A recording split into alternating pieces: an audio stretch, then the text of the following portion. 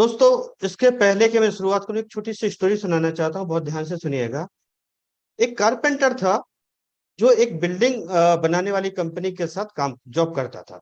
और लगभग पिछले 35 साल से वहां पर जॉब कर रहा था। जब उसे जॉब करते करते लगा कि काफी समय हो गया है और अब मुझे जॉब छोड़ के ना फैमिली के साथ टाइम स्पेंड करना चाहिए। तो अपने बॉस के पास गया और बॉस से बोला कि बॉस, बहुत समय मैंने जॉब कर लिया और अब मैं चाहता हूँ कि मैं अपनी फैमिली को ज्यादा समय दूं, इसलिए मैं जॉब रिजाइन करना चाहता हूँ, अगर आप अलाउ करें। उसके बॉस ने बोला कि देखो, अभी तुम कर सकते हो, अगर चाहो तो आप इसको कंटिन्यू कर सकते हो। उसने कहा नहीं बॉस, अब बस मेरा मन भर गया, अब मैं फैमिली के साथ टाइम देना चाहता हूँ। उसने कहा ठीक है, मैं तुम्हारी वैल्यू, तुम्हारी फीलिंग्स को रिस्पेक्ट देता हूँ, लेकिन एक लास्ट प्रोजेक्ट है जो तुम इसको मैं चाहता हूँ कि तुम इसको कंप्लीट करो। क्योंकि बॉस ने बोला तो वो उसको मना नहीं कर पाया, क्योंकि उसके रिश्ते बहुत अच्छे थे, बहुत अच्छी तरह से उन्होंने काम किया था। तो उन्होंने कहा ठीक है बॉस, आप कहते हो तो मैं इस प्रोजेक्ट को कंप्लीट करता हूँ। उन्होंने उस और उसने अगले दिन से उस प्रोजेक्ट पे काम करना स्टार्ट कर दिया। लेकिन चूंकि मन नहीं था उसका, बड़े बेमन तरीके से उसने उस प्रोजेक्ट पे काम करना शुरू किया। डिजाइनिंग पे भी ध्यान नहीं दिया, क्या मटेरियल आ रहा है इस पे भी ध्यान नहीं दिया, किस क्वालिटी का आ रहा है इस पे भी नहीं दिया ध्यान दिया, क्योंकि उसका काम था किसी तरह इस प्रोजेक्ट को हमें कंप्लीट कर लो। और किसी भी तरह से उसने उस प्रोजेक्ट को कंप्लीट करके और बॉस के पास गया कि बॉस, वो प्रोजेक्ट कंप्लीट हो गया जो आपने मुझे आखिरी टास्क दिया था, अब आप मुझे अलाउ करें कि मैं अपने घर पे आराम से अपनी जिंदगी निकालो। उसने कहा ठीक है, तुमने मेरे साथ 35 साल काम किया और बहुत अच्छे हमारे रिश्ते रहे, बहुत अच्छा काम किया, मैं तुम्हें गिफ्ट देना चाहता हूँ। उसे ड्रॉ से एक की निकाली और उसे गिफ्ट दी कि ये तुम्हारी है। उसने देखा कि ये उसी हाउस की थी जो उसने लास्ट प्रोजेक्ट के रूप में बनाया। जैसे ही उसने देखा, उसे बड़ा दुख हुआ। उसे बड़ा दुख इस चीज का हुआ कि काश अगर मुझे पहले से पता होता कि इस घर में मैं रहने वाला हूं, तो उसको मैं बहुत अच्छी तरह से बना। मैंने तो बेमन तरीके से बनाया, मैंने तो केवल एक फॉर्मेलिटी की थी। और उससे बड़ा दुख होता है कि काश मुझे पहले पता हो। दोस्तों, यही हम लोगों के जीवन में भी, हम लोगों के जीवन में भी हमें कई चीजें टाइम पे नहीं मालूम पड़ती और एक अफसोस होता कि काश मुझे पहले। बहुत से स्टूडेंट जो अपने जीवन में गलतियां करते हैं, पेरेंट्स उनको समझाते हैं, टीचर्स उनको समझाते हैं कि बेटा ये टाइम है, फोकस करो अपने कैरियर पे, जिंदगी में बाकी चीजें बाद में भी मिल सकती है। लेकिन वो अपनी मस्ती में रहते हैं। जब समय निकल जाता है तो उन्हें लगता है, जब स्ट्रगल कर रहे होते हैं लाइफ में, तो याद आता है कि काश उस समय हमने उनकी बात मानी। प्रोफेशनल कैरियर में भी हमें गलतियां करते हैं, फोकस करके हमें काम करना चाहिए, लेकिन हम एक दूसरी दुनिया में होते हैं। जब समय निकल जाता है तो लगता है कि काश उस समय हमें काम सही तरीके से कर। ये बड़ा इंपॉर्टेंट चीज है कि सही समय पे अगर सही कोई हमें चीज गाइड कर दे तो हमारा करियर बहुत अच्छा हो सकता है। दोस्तों, आज हम 40 से 45 मिनट इस वेबिनार में रहने वाले हैं, लेकिन इस 40 से 45 मिनट के डिलीवरी में मेरा पूरा 17 साल का अनुभव आपको बताएगा कि क्या हमें करना है। पूरा 17 साल का इसमें अनुभव लगा हुआ है।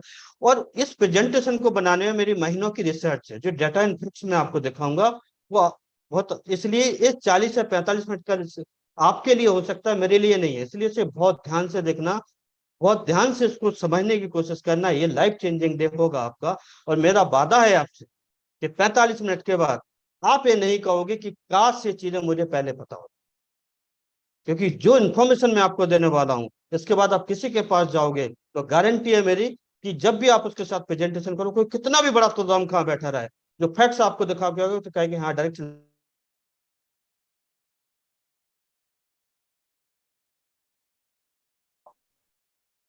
अगर इसकी गहराई को पहचान लिया तो उसमें वो सब अचीव कर सकते हो जिसकी आपने कल्पना भी नहीं की, जिसके बारे में आपने सोचा भी नहीं। राइट। तो दोस्तों, हम स्टार्ट करते हैं।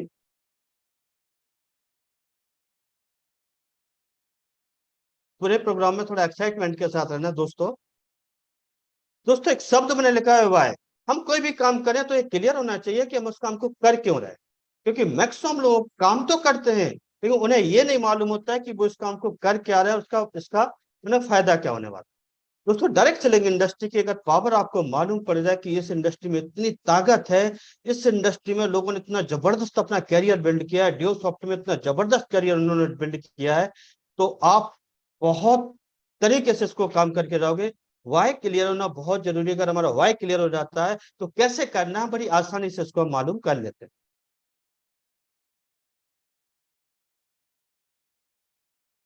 दोस्तों डियोसॉफ्ट की अगर हम बात करें तो डियोसॉफ्ट में दो चीजें देता है। एक हमारे पास प्रोडक्ट होता है, एक बिजनेस होता है। प्रोडक्ट की मैं बात करूं तो एजुकेशन प्लस हेल्थ, एक ऐसा कॉम्बो प्रोडक्ट है हमारे पास जो दुनिया में, इंडिया की बात नहीं कर रहा हूं, पूरे दुनिया में डायरेक्ट सेलिंग में ऐसा प्रोडक्ट किसी के पास है। 150 करोड़ लोग हिंदुस्तान में रहते हैं और किसी भी फैमिली के पास आप जाओगे, इस प्रोडक्ट को अगर सही तरीके से आपने डेमो कर दिया तो कोई ऐसी फैमिली नहीं है जिसमें इस प्रोडक्ट की जरूरत है। इतना जबरदस्त प्रोडक्ट आपके पास है। लेकिन आज का मेरा टॉपिक प्रोडक्ट के ऊपर नहीं है, इसलिए मैं इस पर ज्यादा बात नहीं करूंगा। आज हम आते हैं इसके बिजनेस मॉडल पे, जिस मॉडल के थ्रू हम इस प्रोडक्ट को प्रमोट करते हैं, जिस बिजनेस मॉडल के थ्रू हम इसको प्रमोट करते हैं, उसको हम कहते हैं डायरेक्ट सेलिंग या नेटवर्क मार्केटिंग। आज हम इसके बारे में जानेंगे कि ये क्या बला है और कैसे ये इंडस्ट्री एक आम आदमी को खास बना देती, कैसे एक एक इंडस्ट्री एक ऐसे आदमी को जिसके पास पहनने को जब इंडस्ट्री में तो चप्पल नहीं होती, वो एक साल आलीशान घर में रहने लगता है। क्या ताकत है इसकी, क्या पावर है इसकी, इसके बारे में हम जानने की कोशिश करेंगे। दोस्तों इस स्लाइड को बहुत ध्यान से देखना। जब कोई न्यू न्यू एसोसिएट इसमें आता है, जब आप इस बिजनेस में आए होगे, जो अभी किसी ने अभी ज्वाइन किया होगा, किसी ने 6 महीने पहले किया होगा, किसी ने 1 साल पहले किया होगा, जब हम इस बिजनेस में आते हैं तो हमें इस प्रेजेंटेशन को दिखाया जाता है। प्रेजेंटेशन दिखाने का तरीका होता है, या तो हमें 1-to-1 प्रेजेंटेशन दिया जाए, या फिर हमें ग्रुप मीटिंग के थ्रू प्रेजेंटेशन किया जाता है, या हमें होम मीटिंग लगाई जाती है, या हमें किसी बड़े वेबिनार या सेमिनार में हमें बैठाया जाता है जहाँ पे ये प्रेजेंटेशन दिया जाता है। हमें वो प्रेजेंटेशन अच्छा लगता है, समझ में आता है कि ये एजुकेशन हमारे बहुत काम की है, प्रोडक्ट हमारे बहुत काम का है। साथ में इस बिजनेस को अगर हम बिल्ड करेंगे 2 से 4 घंटा, तो हम एक अच्छी खासी इनकम कर सकते हैं, इतना हमें समझ में आता है और हम इस बिजनेस का पार्ट बन जाते हैं। लेकिन दोस्तों इस बिजनेस का बड़ा एक दुर्भाग्य है कि 90% लोग स्टेप 1 जो मैंने लिखा है ना, यहीं पे खत्म हो जाते हैं। एक एक्सटर्नल मोटिवेशन, एक छोटी सी इंफॉर्मेशन उनके पास होता है। एक्सटर्नल मोटिवेशन क्या होता है कि जो आपको प्रेजेंटेशन दिखाता है, वो आप अपने कुछ चेक्स आपको शो करता है, अपना कोई अचीवमेंट, किसी स्कूटी ली, गाड़ी ली, जो भी है, या किसी बड़े वेबिनार में लेके जाता है तो दिखाता है कि हमारा एक जो अपलाइन है, जो चीफ गेस्ट बन के उन्होंने 2 करोड़ रुपए यहाँ से कमाए हैं, इतना बड़ा घर बनाया। हम उसको देख के मोटिवेट हो जाते हैं और हम इस बिजनेस में आते हैं। 90% लोग केवल स्टेप 1 में ही रहते हैं, वो इससे आगे ही नहीं बढ़ते। वो किसी के पास जाते हैं तो अपनी कहानी क्योंकि उनके पास कोई नॉलेज नहीं होती है, वो यही कहानी रिपीट करते हैं कि इस कंपनी में मेरे एक सीनियर है, उन्होंने ये अचीवमेंट किया, आप इसको ज्वाइन कीजिए। इससे काम नहीं बनने वाला, क्योंकि ये इंडस्ट्री एक डियोसॉफ्ट एक महीने में 7,68,000 रुपए महीने का देती है एक आईडी। इतनी इंफॉर्मेशन पे ये पैसा आपको नहीं आएगा, बहुत क्लियर मैं आपको बता दूंगा। और मजे की बात क्या है, 90% लोगों का बिजनेस अपलाइन के माध्यम से चलता है। अपलाइन उनके साथ जाता है, 1 2 3 सेल निकाल देता है, 2 4 चेक निकलवा देता है। अपलाइन का जब तक उनके ऊपर साया रहता है, वो सिस्टम में सरवाइव करते हैं। जिस दिन अपलाइन अपना हाथ उठाते हैं, वो बिजनेस करने के लायक नहीं रहते, क्योंकि उन्होंने स्टेप 1 से स्टेप 2 पे वो गए ही नहीं। जबकि अगर आपको इस बिजनेस से सफल होना है तो स्टेप 2 में आना पड़ेगा, अपनी नॉलेज को बढ़ाना, एक इंफॉर्मेशन से नॉलेज पे आना पड़ेगा। नॉलेज क्या होनी चाहिए आपके पास, डायरेक्ट सेलिंग इंडस्ट्री है क्या, डायरेक्ट सेलिंग इंडस्ट्री का फ्यूचर क्या है, डायरेक्ट सेलिंग इंडस्ट्री के सक्सेस प्रिंसिपल्स क्या है, हमारा प्रोडक्ट क्या है, इसके बारे में जब आप गहराई से जानोगे, इसके बारे में जब आप डेप्थ पे जाओगे, तो आपकी जो नॉलेज बढ़ेगी, उससे के बाद जो आपके अंदर एक मोटिवेशन आएगा, वो मोटिवेशन जो कन्वर्ट होगा वो इंटरनल मोटिवेशन में जाएगा। मतलब एक ऐसा मोटिवेशन जिससे पूरी दुनिया भी आ जाए तो आपको नेगेटिव नहीं कर सकती सिस्टम के अगेंस्ट। जबकि पहले वाले लेवल पे क्या होता है, 2 से 5 लोग अगर आपको नेगेटिव मिल जाते हैं तो आप सिस्टम छोड़ के बैठ जाते, क्योंकि वो 2 से 5 लोग आपको कुछ ऐसी बातें बोल देते हैं और आपको लगता है मैं फंस गया हूं। जबकि सच्चाई ये है कि जब आप कुछ नॉलेज बढ़ाते हो तो आपका जो मोटिवेशन लेवल जबरदस्त हो जाता है और आपको लगता है कि इतना पावरफुल सिस्टम मेरे पास है, इतनी जबरदस्त चीज मेरे पास है, आपको कोई नेगेटिव कर ही नहीं सकता है। तो दोस्तों मेरी आप लोगों से रिक्वेस्ट है, जो अभी सिस्टम में आए 6 महीने, कि अपनी नॉलेज को अपडेट करते रहिए हमेशा, क्योंकि आप बहुत बड़े प्लेटफॉर्म पे हो, और इतने बड़े प्लेटफॉर्म पे हो कि ये आज बिजनेस जरूर आपने स्टार्ट किया है, आने वाले में ये बिजनेस ट्रांसफर होगा आपके बच्चों में। ये पीढ़ी दर पीढ़ी चलने वाला बिजनेस है। हो सकता है बहुत से ऐसे लोग हैं जिनके पेरेंट्स ने शुरू किया था, उनके बच्चे अभी कंटिन्यू कर रहे हैं, और मेरे साथ भी मेरे बहुत से लोग हैं जिनके पेरेंट्स ने मेरे साथ शुरू किया था, उनके बच्चे मेरे साथ काम करते हैं। तो ये केवल कुछ हजार रुपए या कुछ लाख रुपए कमाने का बिजनेस नहीं है, ये बिजनेस बहुत बड़ा बिजनेस है, और यही समझने की आज जरूरत है। दोस्तों सबसे बड़ी चीज क्या हो जाती है, टाइम एक बड़ा इंपॉर्टेंट फैक्टर होता है कि किसी भी इंडस्ट्री में किस समय आपकी एंट्री हुई है, ये बहुत इंपॉर्टेंट फैक्टर, बहुत बड़ा रोल प्ले करता है।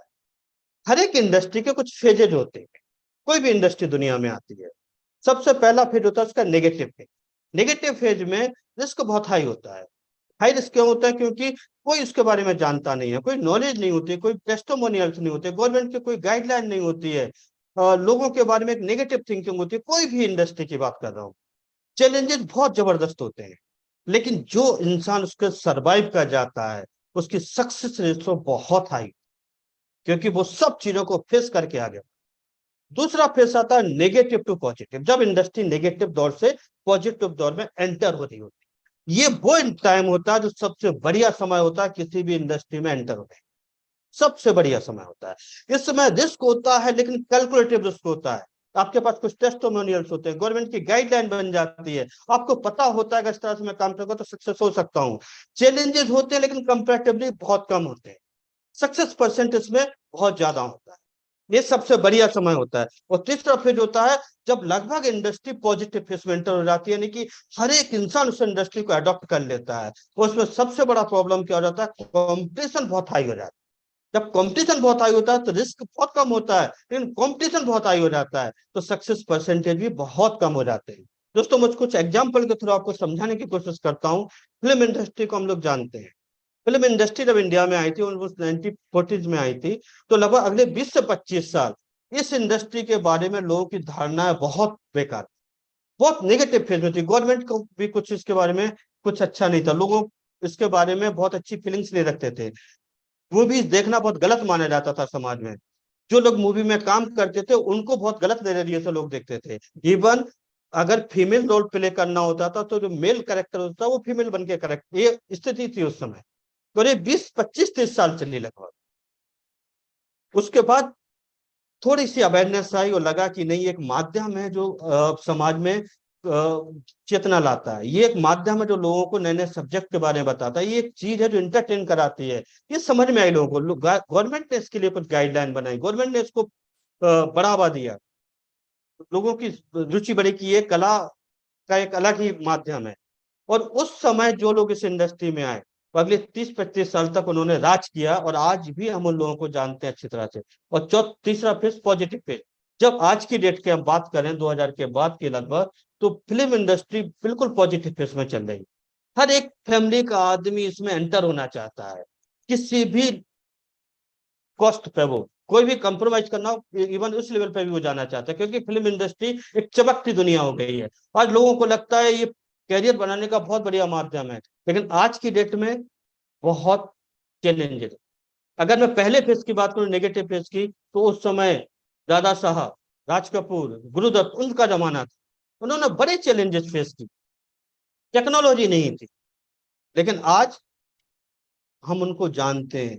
और जब तक इंडस्ट्री रहेगी लोग उनको जानेंगे, उनके नाम पे अवार्ड लेते हैं लोग, उनका अवार्ड लेके बड़ा प्राउड फील करते हैं कि मुझे दादा साहब फाल्के पुरस्कार मिला। उन्होंने पैसा बहुत नहीं कमाया, लेकिन नाम बहुत, सब कुछ बहुत कमाया, क्योंकि उन्होंने बहुत हाई चैलेंजेस फेस किए थे। और जब ये नेगेटिव से पॉजिटिव फेस में इंडस्ट्री आई, उस समय आए अमिताभ बच्चन साहब, राजेश खन्ना, धर्मेंद्र। आज उन्होंने उस समय उस इंडस्ट्री को इतना कैश कराया कि बहुत नेम और फेम कमाया, क्योंकि सब कुछ उनके फेवर में हो गया था। जो टाइम उस समय इंडस्ट्री में आए, बहुत अच्छे एक्टर भी नहीं थे कई, तो वो भी बहुत सस्टेन किए। एक फिल्म सुपर हिट हो जाती थी तो 5 साल उनका करियर स्टेबल हो जाता था। आज के डेट में ये स्थिति है कि एक फिल्म क्या, कई फिल्म सुपर हिट होने के बाद अगर 2 फिल्म फ्लॉप हो गई तो लोग भूल जाते हैं। इतना भयंकर कंपटीशन है। दोस्तों मैंने कंप्यूटर साइंस से इंजीनियरिंग किया ईयर 1996 में। और मैं अपना एक एग्जांपल आपको बताना चाहता हूं कि 1998 में मैंने पहली प्रोफेशनल वेबसाइट किसी क्लाइंट के लिए डेवलप की। एक 5 पेज की वेबसाइट थी, केवल 5 पेज की, एक स्टैटिक सिंपल सी इंफॉर्मेशन थी, कोई हाई फाई वेबसाइट नहीं थी। क्योंकि उस समय लोगों को वेबसाइट डेवलप करना नहीं आता था, लेकिन मैंने वेब पेज डिजाइन करना, सर्वर पे अपलोड करना, सब सीख लिया था। उस 5 पेज की वेबसाइट का मुझे 16,000 रुपए मिला था, क्योंकि मैं उस समय आया था जब इस बिजनेस को, कुछ उस काम को कोई जानता नहीं था। आज अगर उसी वेबसाइट की मैं बात करूं तो मुझे कोई 500 रुपए भी नहीं दे, क्योंकि आज की डेट में इतने टूल्स अवेलेबल हो गए हैं। यूट्यूब पे एक 15 मिनट का वीडियो देखें तो आप उतना वेबसाइट बना सकते हो। ये सब मैं आपको क्यों बता रहा हूँ कि समय का बड़ा इंपॉर्टेंट रोल है। अब डायरेक्ट सेलिंग इंडस्ट्री की हम बात करें, 1996 में इंडिया में लगभग आई थी, और अगले 20 साल 2016 तक एक भयंकर नेगेटिव फेज से इस इंडस्ट्री ने निकली। गवर्नमेंट की कोई गाइडलाइन नहीं थी इसको लेकर। पब्लिक तो इसके बारे में क्या क्या कहती थी आप लोग सोच भी नहीं सकते, हम जिनको प्रेजेंटेशन जो लोग, लेकिन उस समय जो लोग इस बिजनेस में आए, सस्टेन किए, सर्वाइव किए, उनकी सक्सेस अगर देखोगे तो बहुत हाई है। आज की डेट में जो लोग अभी आए हैं, 6 महीने पहले आए हैं, 1 साल पहले आए डिओ सॉफ्टवेयर, उन लोगों से पूछो कि आप किसके जैसा बनना चाहते हो, कौन सी सक्सेस आप पाना चाहते हो, तो लोग कहते हैं मैं कुमार मनीष जैसा सफल होना चाहता हूँ, मैं चिंटू सर जैसा सफल होना चाहता हूँ, मैं रणवीर सर जैसा सफल होना चाहता हूँ, मैं सुधांशु सर जैसा सफल होना चाहता हूँ, मैं सुंदर सर जैसा बनना चाहता हूँ, मैं लुबाना सर जैसा बनना चाहता हूँ, मैं संजय चौधरी जैसा बनना चाहता हूँ, मैं रविचंद्र जैसा बनना चाहता हूँ। लेकिन दोस्तों, बनना तो चाहते हो, इनके चैलेंजेस आपको मालूम है, इन्होंने क्या चैलेंजेस फेस किए, कितना हाई रिस्क लिया अपने करियर पे। अगर वो चैलेंजेस की अगर मैं बात करूं तो एक सेशन चाहिए मुझे चैलेंजेस गिनाने के लिए। एक सेशन आपको बताना पड़ेगा कि क्या चैलेंजेस इन्होंने फेस किए, क्योंकि ऑलमोस्ट 17 साल मुझे भी इस इंडस्ट्री में हो गए। किस तरह के चैलेंजेस हम लोग फेस करते थे आप लोग सोच भी नहीं सकते। इसीलिए इनकी सक्सेस बहुत बड़ी रही है, क्योंकि बहुत हाई रिस्क लिया। लेकिन दोस्तों 2016 में आप लोग बहुत खुश नसीब लोग हो कि आप उस समय से इंडस्ट्री में आओ जब industry negative to positive face में एंटर हो चुकी। 2016 में गवर्नमेंट को समझ में आया कि ये इंडस्ट्री एक ऐसी इंडस्ट्री है जो एम्प्लॉयमेंट प्रोड्यूस करती है, जो लोगों के अंदर सॉफ्ट स्किल्स डेवलप करती है। ये इंडस्ट्री बहुत तरीके से फायदेमंद है, ये गवर्नमेंट को समझ में आई, और 2016 में गवर्नमेंट ने इसके लिए गाइडलाइन बनाई, और फिर उसके बाद रूल्स एंड रेगुलेशन बना दिए कि ये इंडस्ट्री एक लीगल इंडस्ट्री है। और उसके बाद ये इंडस्ट्री बहुत पॉजिटिव मोड में काम कर रही है। और अगर आप लोग इस इंडस्ट्री में अभी आओ तो आप बहुत खुश नसीब है, अगले 20 साल आप लोगों के लिए इस इंडस्ट्री में बहुत कुछ करने को, क्योंकि अब रिस्क नहीं है। अगर कोई आपसे कहता है कि इसमें सक्सेस लोग होते हैं, आपके पास टेस्टिमोनियल से दिखा सकते हो। कोई कहता है ये गवर्नमेंट इसको सपोर्ट करती हो, आप दिखा सकते हो कि हाँ गवर्नमेंट का पूरा सपोर्ट है। मोदी जी के वीडियो दिखा सकते हो आप, नीति आयोग के वाइस प्रेसिडेंट उनके वीडियो दिखा सकते हो, फाइनेंस मिनिस्टर की वीडियो दिखा सकते हो। सबका इसके बारे में क्या कहना, आपके पास है वो चीजें। चैलेंजेस बहुत कम है और सक्सेस का परसेंटेज बहुत ज्यादा है। अगले 10-15 साल में के बाद हर आदमी डायरेक्ट सेलिंग इंडस्ट्री में होगा दोस्तों। कंपटीशन बहुत हाई हो जाएगा, जिसके पास भी जाओगे वो कहेगा ऑलरेडी एक प्लान लेके बैठा होगा कि मैं तो करता हूँ, किसको आप दिखाओगे। तो ये बिल्कुल सही समय है आपका इस इंडस्ट्री में समय देने के लिए। अब बात करते हैं कि डायरेक्ट सेलिंग इंडस्ट्री का इंडिया में फ्यूचर क्या है, जिस इंडस्ट्री में हम काम कर रहे हैं उसका फ्यूचर क्या है। दोस्तों WFDSA, world federation direct sales association, एक संस्था है जो डायरेक्ट सेल्स एसोसिएशन को लेकर काम करती है, कोई डेटा वगैरह कलेक्ट करती है। उन्होंने 2017 में एक ग्लोबल सेल्स रिपोर्ट निकाली थी कि कितने लोग, कितने रुपए का बिजनेस हुआ है पूरी दुनिया वर्ल्ड वाइड। WFDSA.org पे आप ये रिपोर्ट निकाल सकते हैं, ये अवेलेबल। टोटल पूरे दुनिया में 2017 में 13,27,487 रुपए का बिजनेस हुआ था पूरे वर्ल्ड वाइड, पूरे दुनिया में। इसमें सबसे ज्यादा रेवेन्यू जो जनरेट किया था वो यूएसए में था, 2,44,00,000 रुपए। फिर चाइना है, फिर कोरिया है, जापान आप देख सकते हो, और हिंदुस्तान में था केवल 10,591 का। 150 करोड़ की पॉपुलेशन है हिंदुस्तान, और 13,27,00,000 में हमारा कॉन्ट्रीब्यूशन था केवल 10,591। सोचो, अभी ये इंडस्ट्री हिंदुस्तान में एक जस्ट स्टार्टिंग है, 1% भी मार्केट में अभी कैप्चर नहीं हुआ है। पूरा का पूरा मार्केट आपके लिए खड़ा खड़ा है। इंडस्ट्री 13 करोड़ रुपए की हो चुकी है, लेकिन हमारा कॉन्ट्रीब्यूशन केवल 10 लाख रुपए। ग्लोबल सेल्स रिपोर्ट एक दूसरी रिपोर्ट है कि कितने नंबर ऑफ डायरेक्ट सेलर, कितने लोग यानी कि इसमें काम करते हैं वर्ल्ड वाइड। इसका भी अगर फिगर देखो तो 11,67,37,, मतलब ये फिगर आपके स्क्रीन पर दिख रहा है, ये पूरे वर्ल्ड वाइड है। इसमें अमेरिका में अगर टोटल फिगर देखा जाए तो 1,86,00,000 का अमेरिका में।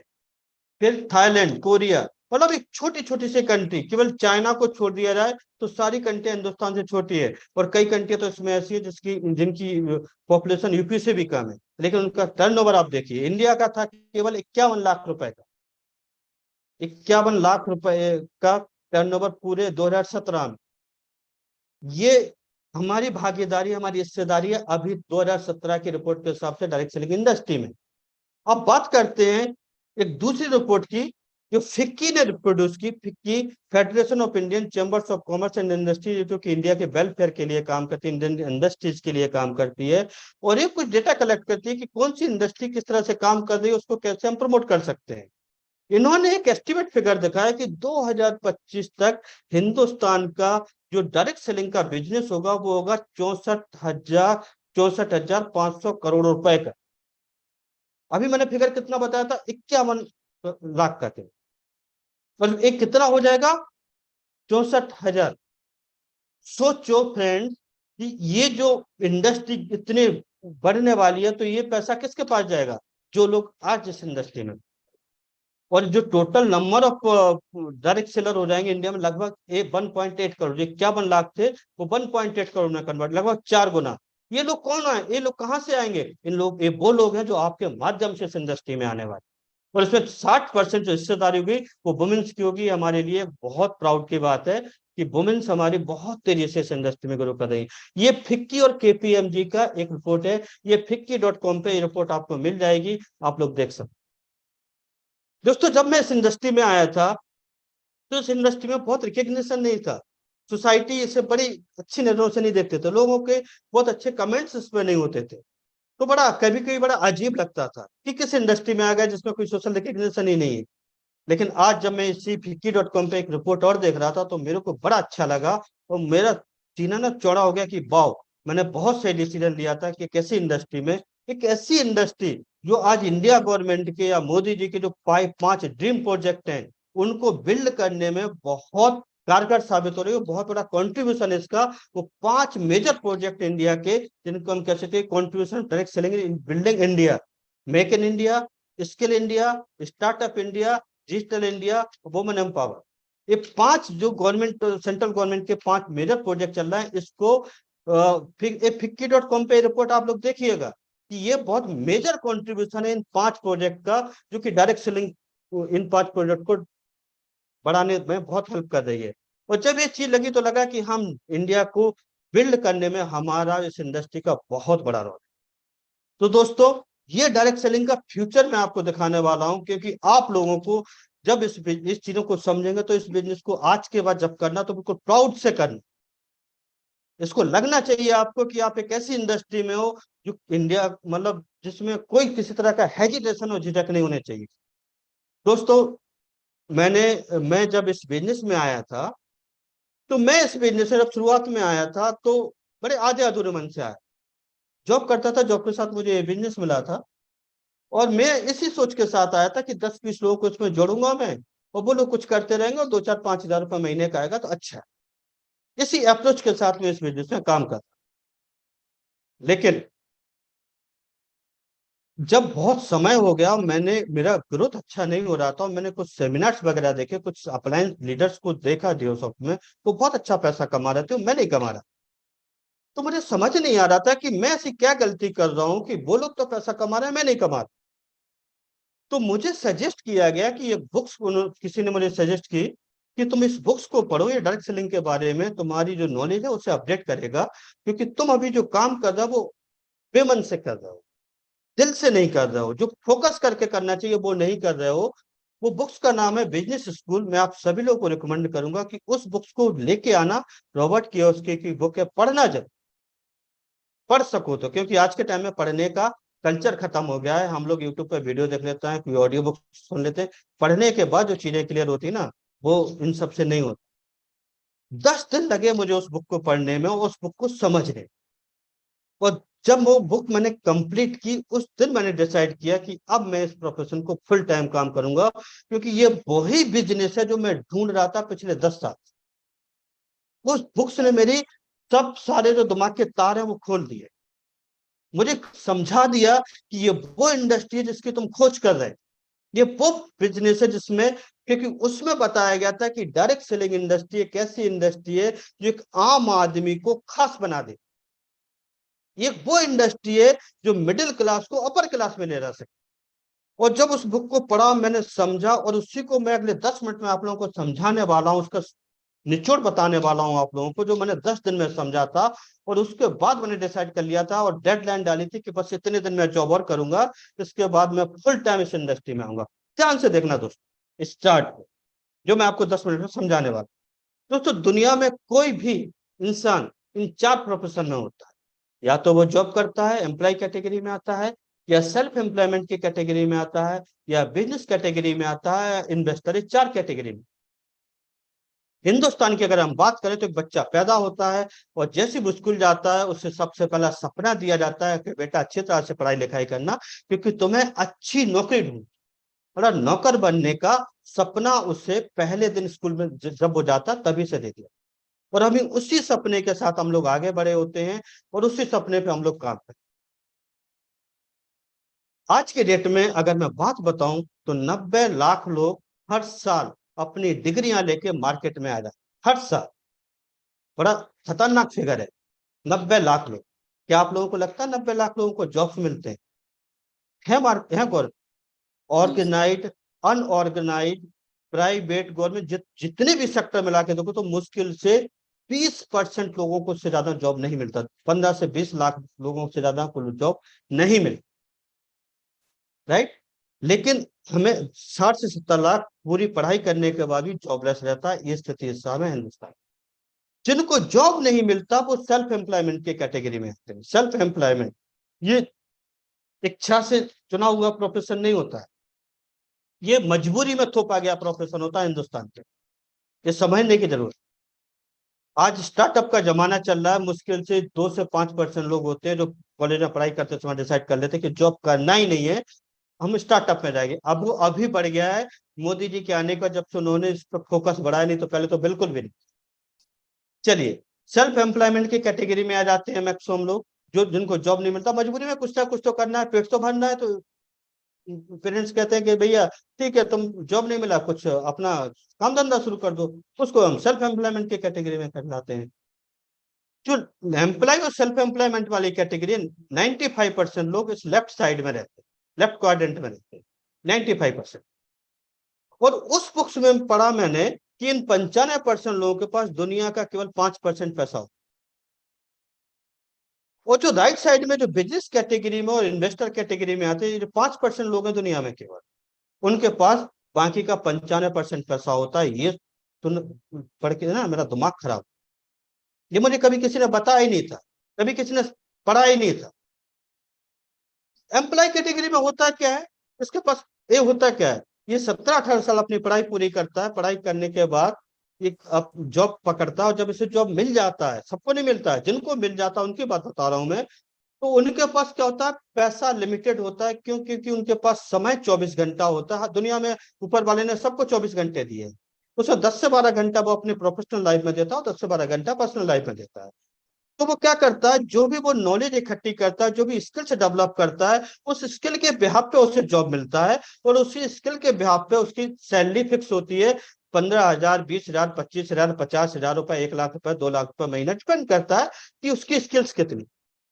लेकिन जितनी भी होती है लिमिटेड होती है, क्योंकि वो अपने उस स्किल को लिमिटेड समय ही है उसके पास बेचने के लिए। वो अपनी स्किल्स को सेल करता है, बेचता है, अपने लिए यूज नहीं करता है। कभी कोई जॉब एम्प्लॉय ऐसा नहीं होता है कि वो जॉब पे जाता है कहता है मैं वही करूंगा जो मुझे पसंद है। एम्प्लॉयर कहता है कि नहीं, जो टास्क मैं तुम्हें दूंगा वो तुम्हें करना है, और उसी के लिए मैंने तुम्हें हायर किया। तो उसके पास इनकम पैसा लिमिटेड होता है, क्योंकि उसके पास समय लिमिटेड होता है। और सिक्योरिटी की बात करूं तो सिक्योरिटी उसके पास होती ही नहीं है। जब तक वो जाएगा जॉब करेगा पैसा आएगा, जब जब नहीं जाएगा तो पैसा नहीं आएगा। 2 साल से कोई बंदा जॉब कर रहा हो, किसी महीने से दो दो महीने नहीं जाता है, तो उसकी जॉब भी रहेगी नहीं रहेगी इसकी भी गारंटी नहीं है, सैलरी तो पक्के में नहीं मिलेगी। सेल्फ एम्प्लॉयमेंट की बात करूं तो वो उसने कोई छोटा मोटा बिजनेस शुरू किया है, उसकी कहानी भी यही रहती है कि वो भी 24 घंटे ही है। 10 घंटे जॉब अपने बिजनेस पर रहेगा, 12 घंटा 14 घंटा, उस पर डिपेंड निर्भर करता है कि वो पैसा कितना कमा रहा है। लेकिन उसकी इनकम भी लिमिटेड होती है, क्योंकि उसके पास समय लिमिटेड ही होता है। और सिक्योरिटी उसके पास भी नहीं होती, क्योंकि शटर खोलेगा तो पैसा आएगा, शटर नहीं खोलेगा तो पैसा नहीं आएगा। यानी कि जो लेफ्ट वाला क्वाड्रेंट है, इसमें जो इनकम टाइप है ये एक्टिव इनकम होता है, इसको हम कहते हैं। इसमें शरीर और दिमाग अगर दोनों एक्टिव है, दोनों ही एक्टिव है, अगर एक भी इनएक्टिव हो गया तो आपकी इनकम खत्म। दोनों ही एक्टिव है तो आप इस बिजनेस में इसमें पैसा कमा सकते हो, नहीं तो बड़ा प्रॉब्लम हो जाता है। और कई फैमिलियों को आप लोग अपने आसपास भी देखते होंगे कि जो अर्निंग पर्सन होता है उसे कुछ प्रॉब्लम हो जाती है तो फैमिली की बड़ी बुरी हालत। ये सबसे बड़ा ड्रॉबैक था। तो मुझे लगा यार ये बात तो सच है। जब मैंने 17 साल पहले बिजनेस स्टार्ट किया था उस समय मेरे अंदर बहुत एनर्जी थी, और मुझे लगता था कि मैं 16-16 घंटे काम कर लेता हूँ, लेकिन मुझे लगा कि जिंदगी भर तो नहीं कर पाऊंगा मैं ऐसा। तो ये बात तो सच है कि मुझे इस क्वाड्रेंट से निकलना पड़े। अच्छा, तीसरा जो क्वाड्रेंट है राइट साइड में, बिजनेस क्वाड्रेंट, ये वो लोग होते हैं जिनके पास बहुत पैसा हो। ये लोग एक बहुत बड़ा सेटअप लगाते हैं, 50-100 करोड़ रुपए लगा के एक इंडस्ट्री सेटअप करते हैं, एक सिस्टम क्रिएट करते हैं, और उसके लिए वैकेंसीज निकालते हैं। और वो निकालते हैं कि प्यून से लेके एमडी, मतलब हायर पोस्ट तक के लिए, कि इस स्किल्स के हमें लोग चाहिए। और जो एम्प्लॉय कैटेगरी के लोग होते हैं उनकी लाइन लग जाती है, वो अपने आप को प्रूव करने के लिए जाते हैं कि हम आपके जॉब के लिए बिल्कुल परफेक्ट हैं, आप हमें हायर कीजिए, हमें अपने यहाँ रखिए। और वो सिलेक्ट जब हो जाते हैं तो वो उनके यहाँ काम करना शुरू करते हैं। वो पैसे से उनकी स्किल्स को खरीदते हैं, उनके टाइम को खरीद लेते हैं। और अगर वो एम्प्लॉयर 100 लोगों को हायर करता है, तो अगर 10 घंटे एक आदमी काम करता है तो 1,000 घंटा उसके लिए काम होना शुरू हो जाता है। यानी उसने क्या किया, अपने पैसे की दम पे अपने समय को इंक्रीज कर लिया, समय को बढ़ा। तो उसके पास टाइम अनलिमिटेड हो गया। वो टाइम हायर कर रहा है, पहले वाले लोग टाइम को सेल कर रहे हैं और टाइम को हायर कर रहा है। इसके पास सिक्योरिटी हो जाती है, अगर उसको तबीयत खराब हो जाती है, उसको कुछ प्रॉब्लम हो जाती है, तो कोई फर्क नहीं पड़ता है। उसे एक सिस्टम डेवलप कर लिया, और फिर सुबह टाइम पे ऑफिस खुलेगा, टाइम पे ऑफिस बंद होगा, सारा काम होगा, उसको पैसा आता रहेगा। तो और उसकी इनकम टाइप हो जाती है, उसको वो पैसिव इनकम होती है। और चौथी कैटेगरी है, सबसे बड़ी कैटेगरी होती है, बड़ी खतरनाक लोग होते हैं, इनका कोई काम धंधा नहीं होता है, इनके पास पैसा होता है। ये लोग बड़ी बड़ी कंपनी में, मुझे लगता है कि प्रॉफिट की कंपनी में पैसा लगा देते हैं। शेयर्स आप लोगों ने सुना होगा, उनकी शेयर होल्डिंग हो जाती है, किसी में 5%, किसी में 10%। और ये लोग जब लगता है कंपनी लॉस में जा रही है, सोचे पैसा निकाल के दूसरे में लगा देते हैं। ये सबसे बड़ी कैटेगरी होती है। आपने वॉरेन बफेट का नाम सुना होगा, ये दुनिया में टॉप 10 में रहते हैं, कभी कई बार तो नंबर 1 में भी रहे। ठीक है, इनका कोई बिजनेस नहीं है, लेकिन ये इसी तरह से पैसा खरीदते हैं। तो दोस्तों, 95% लोगों के पास केवल 5% पैसा, और 5% लोगों के पास 95%, इतना ह्यूज डिफरेंस। तो जब मैं इस बुक्स को पढ़ रहा था, मैंने कहा ये सब चीजें तो ठीक है, डायरेक्ट सेलिंग का क्या मतलब। अब उसमें आगे जो लिखा था वो ध्यान से सुनना। उसमें एक चीज लिखी थी कि डायरेक्ट सेलिंग इंडस्ट्री एक ऐसी इंडस्ट्री है जिससे आप अपने लेफ्ट क्वाड्रेंट से राइट क्वाड्रेंट में मूव कर सकते, यानी कि आप एम्प्लॉय और सेल्फ एम्प्लॉयमेंट की कैटेगरी से बिजनेस कैटेगरी में जा सकते हो। आप आम आदमी से खास बन सकते हो, आप अपनी लाइफ स्टाइल को बदल सकते हो, आप अपने मिडिल क्लास से अपर क्लास में एंटर हो सकते हो। मैंने कहा ये तो बड़ी जबरदस्त चीज है, कैसे कैसे। दोस्तों, क्या होता है डायरेक्ट सेलिंग इंडस्ट्री में, जब हम आते हैं अकेले हो, करेक्ट, हम 10 लोगों को प्रेजेंटेशन दिखाते हैं, 2 या 3 लोग हमारे बिजनेस पार्टनर बन जाते हैं। हम उन 2 या 3 लोगों को तैयार करते हैं, उन्हें भी ट्रेनिंग देते हैं, जो हमें आता है उन्हें हम सिखाते हैं, उनके साथ जाके उनके फील्ड पे उनके साथ काम करते हैं। अब वो लोग क्या करते हैं, वो लोग भी आगे जब तैयार हो जाते हैं तो कुछ लोगों को प्रेजेंटेशन दिखाते हैं, और कुछ नए लोगों को सिस्टम में लेके आते हैं। इस तरह से हमारा नेटवर्क बढ़ता चला जाता है। 2 से 10 होता है, 10 से 50 होता है, 50 से 100 होता है, 200 होता है, 500। अब अगर आपका नेटवर्क अगले 1 साल में 500 लोगों का हो जाता है, और उन 500 लोगों में 100 लोग भी अगर एक्टिवली 2-2 घंटे भी अगर दे रहे हैं, तो 200 घंटे आपके लिए हर दिन एक्स्ट्रा काम हो, यानी आपने वही काम कर लिया जो बिजनेस कैटेगरी वाले थे। अच्छा, जब आप डिओसॉफ्ट में आते हो तो एक मामूली इन्वेस्टमेंट का एक प्रोडक्ट खरीदते हो, और जैसे आप उसको खरीदते हो तो आप कंपनी के क्या बन जाते हो, बिजनेस चैनल पार्टनर। यानी कि डिओसॉफ्ट में जो प्रोडक्ट बन रहा है आप उसके मालिक। जितना पैसा आपको मिलता है इसके प्रमोशन पर, लगभग उतना ही पैसा कंपनी को मिलता है। कंपनी के पास 50 हेडेक है, प्रोडक्ट को अपडेट करना है, कंपनी चलाना है, बहुत चीजें हैं, आपको कोई टेंशन नहीं है। आपको बस अपनी टीम के माध्यम से उस प्रोडक्ट को प्रमोट करना है, और अपनी हिस्सेदारी लेते रहना। हो गया ना आप मालिक। यानी आप डिओसॉफ्ट के एक छोटे से इन्वेस्टमेंट में डिओसॉफ्ट के एक तरह से मालिक हो। अब आपको इस प्रोडक्ट को जितना प्रमोट करोगे उतना बड़ा पैसा आप कमा सकते हो। और आज के डेट में जो हमारे बहुत से अपलायन है, जो लाखों रुपए महीने कमाते हैं, 10-10, 15-15 लाख रुपए कमाते हैं इस इंडस्ट्री में, वो लोग क्या करते हैं, उन्होंने एक नेटवर्क बना लिया बहुत बड़ा। और उनकी टीम बहुत बड़ी हो चुकी है। बस उसको वो गाइड करते हैं, मोटिवेट करते हैं, उनके साथ जाके काम करते हैं, और प्रोडक्ट जितना उनका बिकता है उसके माध्यम से वो इतना पैसा कमाते हैं। अगर उनके ऊपर देखा जाए तो उनके ऊपर कोई किसी तरह का कोई प्रेशर नहीं कि कंपनी का टैक्स भरना है, कुछ नहीं। बस उन्हें केवल अपनी गाइड, इससे आसान काम और दुनिया में हो ही नहीं सकता। ये मेरी खोपड़ी में एक चीज बैठ गई। और दोस्तों, जब मैंने काम स्टार्ट किया था उस समय, तो पहले 1.5 साल में केवल 1 माइल मैंने निकाला, क्योंकि काम कहानी वही थी, बेमन से काम कर रहा था, बस एक फॉर्मेलिटी सी कर रहा था। लेकिन जब ये सब चीजें समझ में आई तो लगा कि ये प्लेटफॉर्म तो बहुत बड़ा फ्यूचर बनाने का करियर है, ये तो बहुत जबरदस्त चीज है। उसके बाद जब मैंने काम किया तो दोस्तों उसका रिजल्ट ये था कि अगले 18 महीने में मैंने 24 माइल अपने कंप्लीट किए। एज ए डिप्लोमेट में कंपनी में बना केवल अगले 18 में। ये फर्क होता है जब आप काम को दिल से करते हो, नॉलेज के साथ करते हो, क्योंकि उस समय फिर आपका जो कॉन्फिडेंस लेवल होता है वो कई गुना बढ़ जाता है।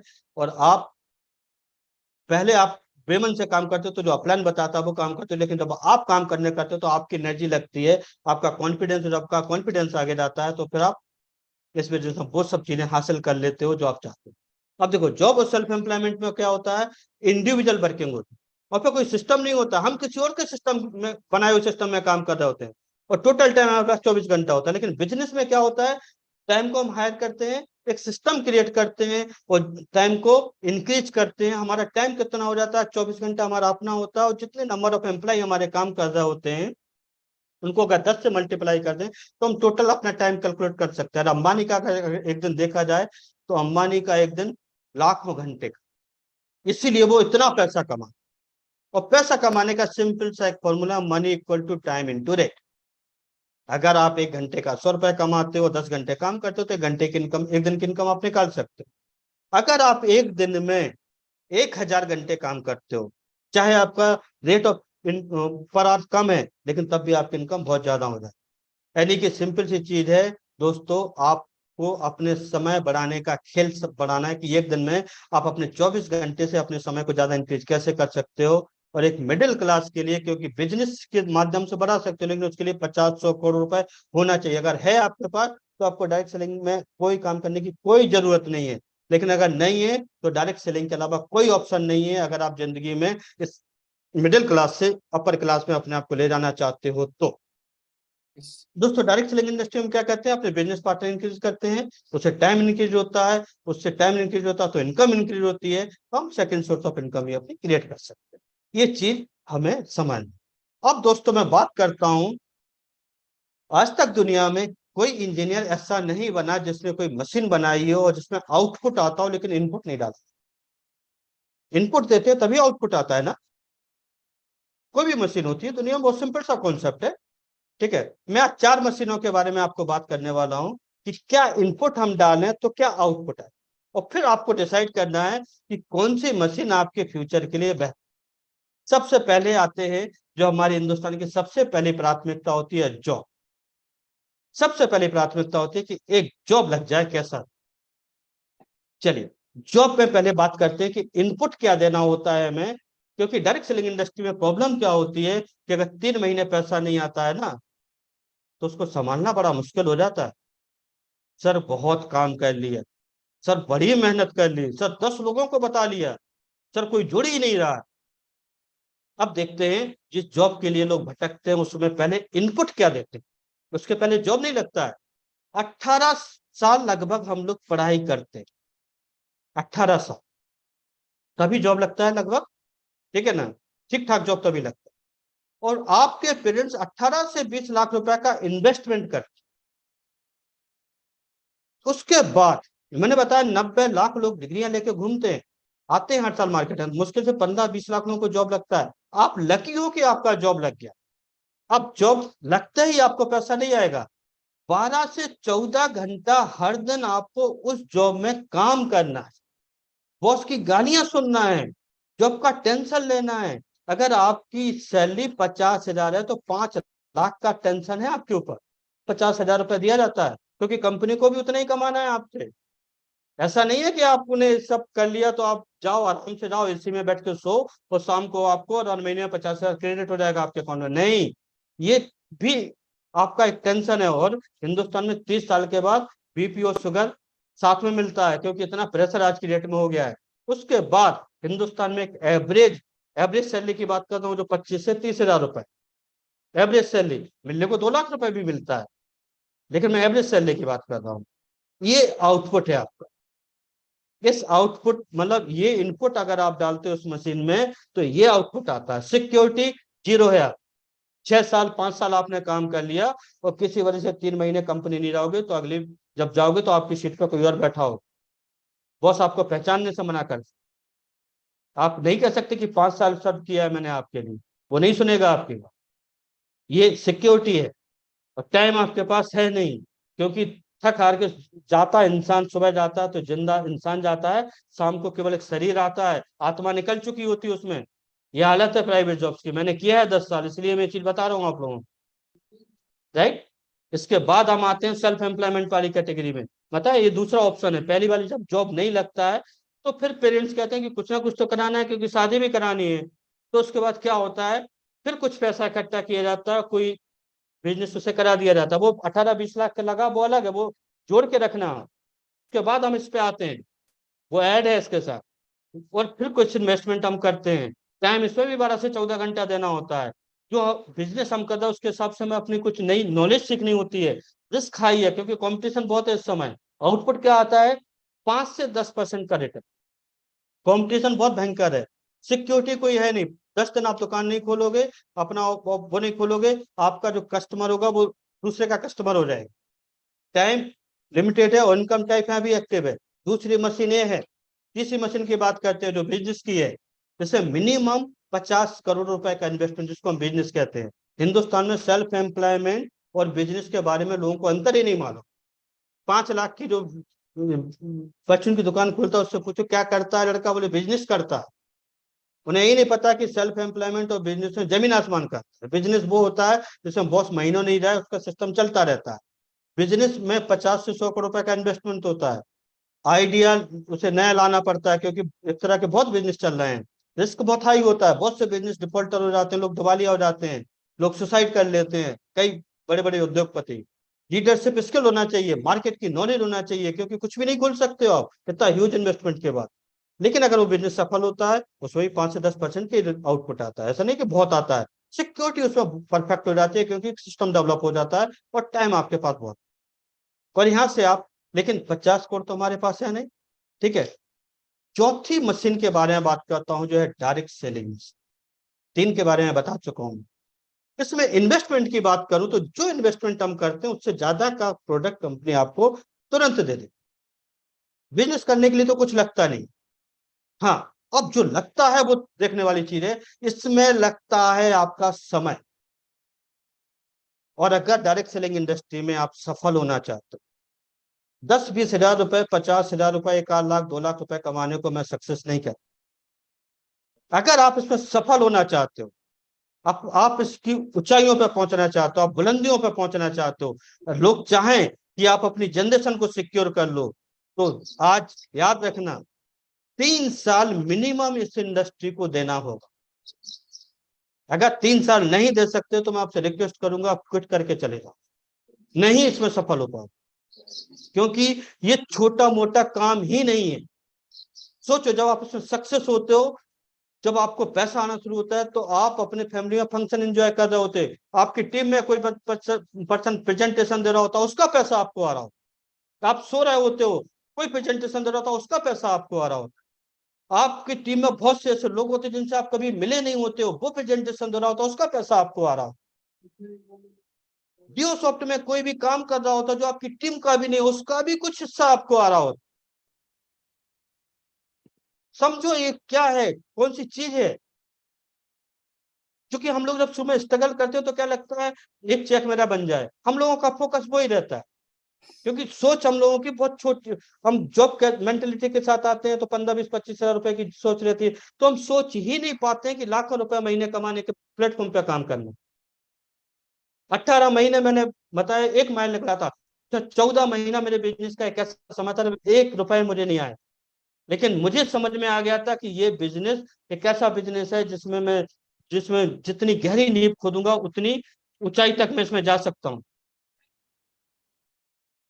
इसलिए मैं टिका रहा और आज मैं आपके सामने हूँ। 3 से 5 साल इसमें देते हैं दिन रहा हूँ। और 3 से 5 साल कौन से, हम आज ज्वाइन हुए तो काउंटिंग करना शुरू मत करना है। वो 3 से 5 साल कौन से, जिस दिन आप सिस्टम में आ जाए, जिस दिन आप डेट ऑफ सबमिशन आपकी डल जाए कि आज के बाद आप 100% सिस्टम में हो, सिस्टम की जो रिक्वायरमेंट है वो आप दे रहे हैं। अपलाइन कह रहा है ऐसा करो तो वैसा ही कर रहे हैं, सिस्टम कह रहा है ऐसा करो तो वैसा ही कर रहे हैं। डेट ऑफ ज्वाइनिंग से नहीं कि सर मैं भी 5 साल पहले ज्वाइन हुआ था कुछ हुआ नहीं, वो डेट नहीं, डेट ऑफ सबमिशन। उसके बाद जब आउटपुट की बात करो ना, तो इनकम की बात करो तो अनलिमिटेड इनकम है यहाँ पे। सिक्योरिटी, सोचो ना, आज की डेट में एक कंपनी में अगर 500 लोगों को एम्प्लॉय रखना है आपको, तो कितना इन्वेस्टमेंट करना होता है, उन्हें सैलरी देना होता है, 50 लाइबिलिटीज होती है। इस बिजनेस में जब आप आते हो और अगर आपकी 5,000 लोगों की टीम हो गई, उसमें केवल 100 लोग भी एक्टिव हैं, 100 लोगों को आपको सैलरी नहीं देना है, आपको कोई ऑफिस खोल के नहीं बैठना है, आपको कुछ नहीं करना है, केवल उनको गाइड करना है, उनको मोटिवेट करना है, उनके साथ जाके फील्ड में जाके काम करना है, और वो पैसा कमा के लाएंगे और आपके पास पैसा है। कोविड में पता है हमारे एक बहुत ग्रेट सीनियर हैप्पी सर इस दुनिया में नहीं रहे, बहुत से लोगों को मालूम हो, लेकिन मजे की बात क्या है कि उनके जाने के बाद भी उनके घर पर पैसा आज भी है। ये है सिक्योरिटी डिवोशन। और ऐसे कई केस मैंने देखे। जब मैं इस बिजनेस में आया था, प्रशांत सर का बहुत मेजर एक्सीडेंट हुआ, कई महीनों वो कोमा में रहे थे। जब मैंने उनको देखा कि यार ये कैसा आदमी जो जिसे पता ही नहीं है क्या हो रहा है, लेकिन कंपनी उसे पैसा दे रही है, ये है डायरेक्ट सेलिंग की सिक्योरिटी। आप लोग किसी छोटी मोटी इंडस्ट्री में नहीं आए हो, इसीलिए इसको करना भी सीरियस तरीके से, मजाक में मत करना है। अगर इसके स्किल डेवलपमेंट की मैं बात करूं, तो आपके अंदर जबरदस्त स्किल डेवलपमेंट है, लीडरशिप क्वालिटी आपके अंदर जाती है, टाइम मैनेजमेंट क्वालिटी, मतलब अलग ही दिखता है डायरेक्ट सेलिंग इंडस्ट्री का बंदा, लगता है कि डायरेक्ट सेलिंग इंडस्ट्री का प्रोडक्ट है। आपकी income type passive passive income हो जाती है, रिकग्निशन लेवल हाई होता है। किसी भी इवेंट में आप जाते हो चीफ गेस्ट, तो समझ में आता है उस दिन कि क्या कमाया मैं। जब आप जाओगे तो लगता है कि हाँ ये अर्न किया मैंने, इसके लिए मैं धूप में पाऊं कैसा। तो दोस्तों, ये इंडस्ट्री आपको वो सब दे सकती है जिसकी आपने कल्पना नहीं की, लेकिन इसको पाने के लिए करना भी आपको वैसे ही होगा जैसे ये चाहती है। और इस इंडस्ट्री को केवल 3 साल ही किया जाता है, जिससे ज्यादा नहीं किया जाता। उसके बाद तो इसको एंजॉय किया जाता है, इसके बाद तो उसको टीम को गाइड किया जाता है कि मैंने 3 साल क्या किया, तुम भी बस यही करो। और उसे विश्वास होना चाहिए कि हाँ मेरे प्लान की तो सक्सेस वो एक्सीडेंटल नहीं है, उसने इसे पाया है। तो दोस्तों, ये डायरेक्ट सेलिंग इंडस्ट्री की 4 मशीन मैंने बताई। मैं 30 मिनट का पॉज लेता हूं, जरा मुझे टाइप करके बताओ कि अब 4 मशीनों में किस मशीन का फायदा ज्यादा लगता है, कहाँ पे आपको वर्क करना चाहिए, प्लीज। तब तक थोड़ा सा अपना हम आगे बढ़ते हैं, केवल फिर मैं बाइंड अप करने के साइड हूँ, जब मैं चाहता हूं कि आप लोगों को मेरी बातें कनेक्ट हुई या नहीं।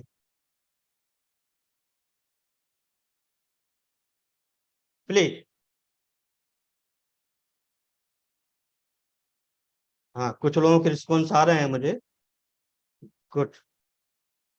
चलिए दोस्तों, एक छोटी सी स्टोरी से मैं बाइंड अप करूंगा आज के सेशन को, क्योंकि जो मुझे बताना था लगभग मैं बता चुका हूँ। दोस्तों, एक फादर थे, एक इंसान था। वो चाहते थे कि उनका बेटा एक रेस होने वाली थी उनके स्कूल में, उसके बच्चे के स्कूल में, कि उसमें फर्स्ट है। उसके लिए उसने बड़ी मेहनत की, अपने बच्चों को भी दौड़ाया, और लगभग 2-4 महीने बहुत प्रैक्टिस की, उन्होंने भी की। फाइनली वो दिन आ गया जिस दिन रेस होनी। रेस ग्राउंड पर वो लोग पहुंचे, उसके फादर ऑडियंस बन के बैठे हुए थे। रेस स्टार्ट हुई, जैसे ही ओके हुआ, सबने दौड़ना शुरू किया। थोड़ी देर दौड़ने के बाद वो बच्चा गिर पड़ता। जब वो गिर जाता तो देखता उसके जो कॉम्पिटिटर थे वो आगे बढ़ गए थे। उसने अपने फादर की तरफ देखा, तो उसके फादर ने उसे उठाया कि ऐस बेटा उठो और दौड़। तो फिर वो दौड़ने लगता है, थोड़ी देर वो चलता है, फिर गिर पड़ता है। फिर वो अपने फादर की तरफ देखता है, फिर उसके फादर कहते हैं उठो और दौड़ो। फिर वो दौड़ता है, फिर थोड़ी देर बाद क्या होता है, फिर वो गिर पड़ता है। ऐसा 4-5 बार होता है। और वो गिरता है, और हर बार उसके वो अपने फादर की तरफ देखता है, उसके हर बार उसके फादर उसे मोटिवेट करते कि बेटा उठो और दो। अल्टीमेट जब वो देखता है कि उसके कंप्यूटर ऑलमोस्ट फिनिश करने वाले हैं, वो आधे रास्ते, वो दौड़ता है और कंप्लीट करता है अपनी रेस।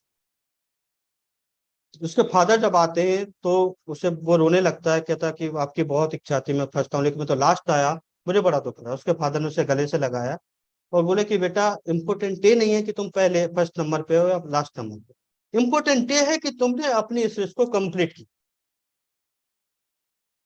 दोस्तों, डायरेक्ट सेलिंग इंडस्ट्री 100 मीटर की दौड़ नहीं, मैराथन।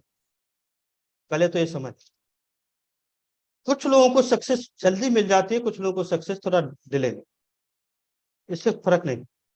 क्योंकि मैंने बताया ये ऐसी चीजें जो आप अपनी अगली जनरेशन को देके जाने वाले गिफ्ट में ये।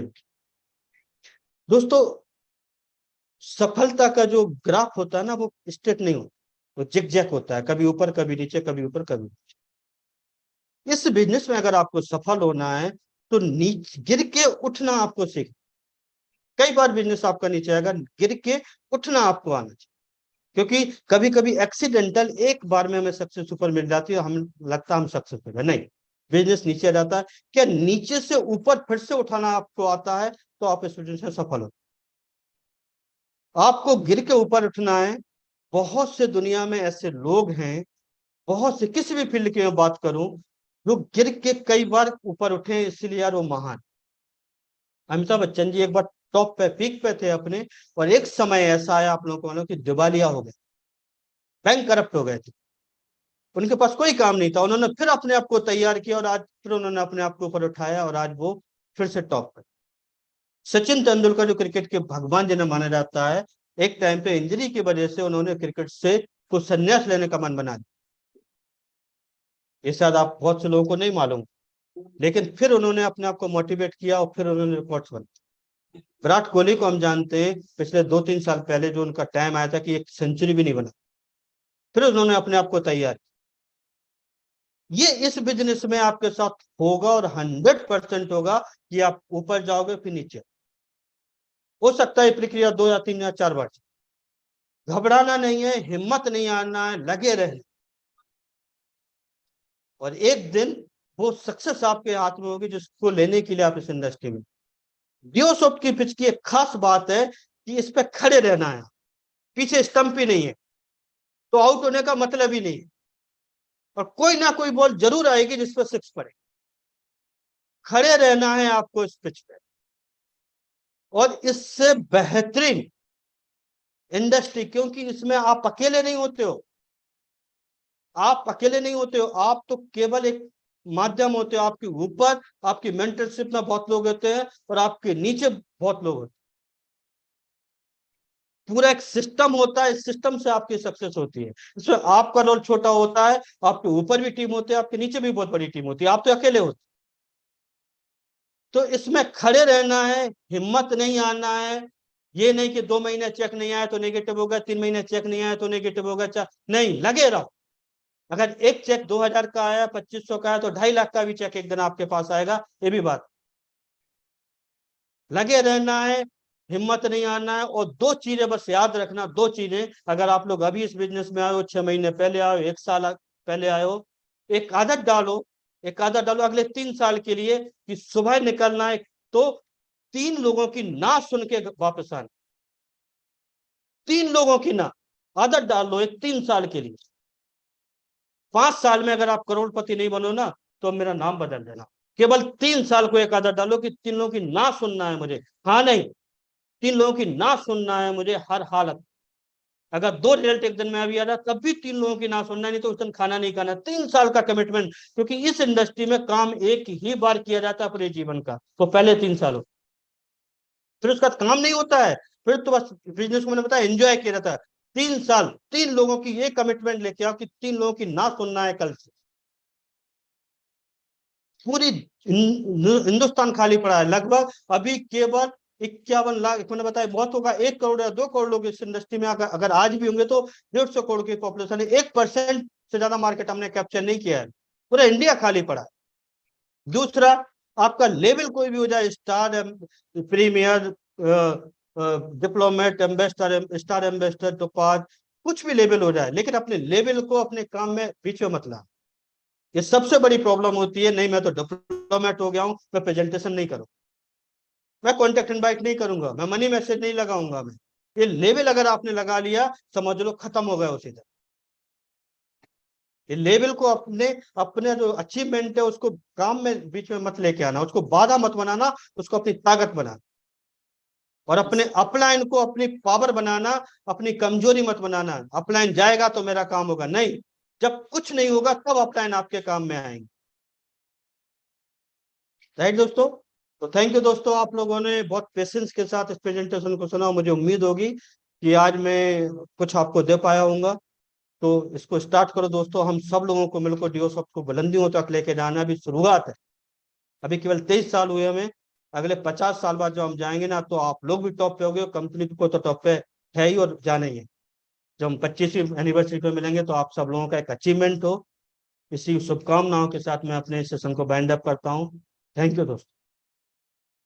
थैंक यू सर, बहुत ही शानदार, बहुत ही अमेजिंग नॉलेज सर, और आज बहुत ही शानदार तरीके से टॉपिक को क्लियर किए सर।